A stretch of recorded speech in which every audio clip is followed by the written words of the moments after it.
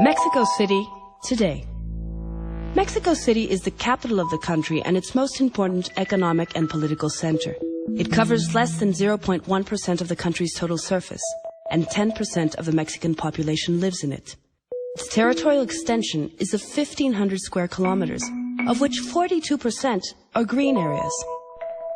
We are about 8.7 million residents, and there are 2.5 million houses, giving an average of 3.5 people per house. During the day, we receive 4 million workers, bringing the population of users up to 13 million. Therefore, Mexico City isn't the most populated city in the world.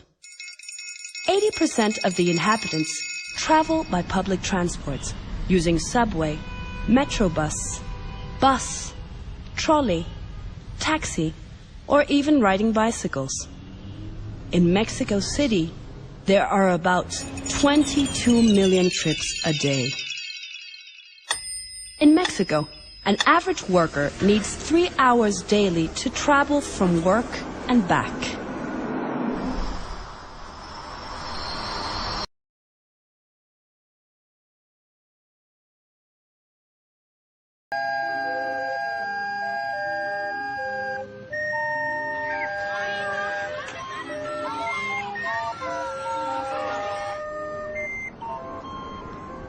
As air pollution in Mexico City reached crisis levels in the early 1990s, government authorities responded with an aggressive anti-pollution policy, taking several major steps to reduce pollution from motor vehicle traffic.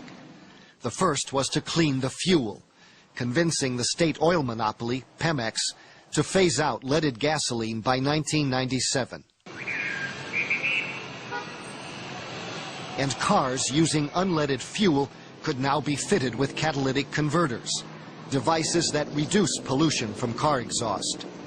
Today, only a small percentage of cars in Mexico City operate without catalytic converters. The second measure was to tighten traffic restrictions on motor vehicle traffic. An early program to ease traffic congestion banned all vehicles in the city from driving 1 day each week based on the last digit of the vehicle's license plate. Public transport, police, and emergency vehicles are exempt.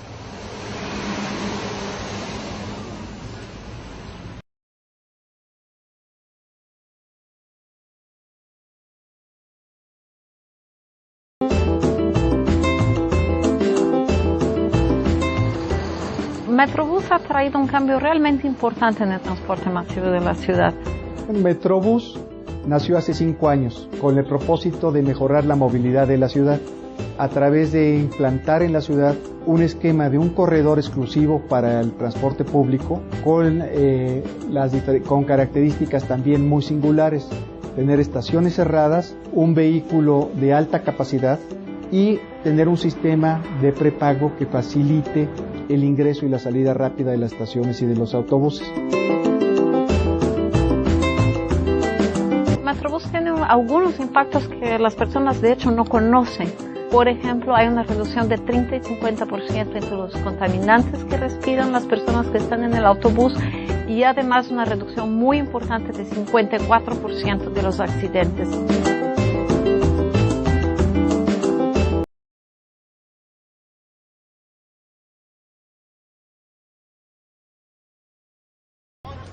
Every Sunday on Reforma, the main avenue here, cars give way to bikes. It's actually great. I think it's awesome. I think they should do this like every day, every single day.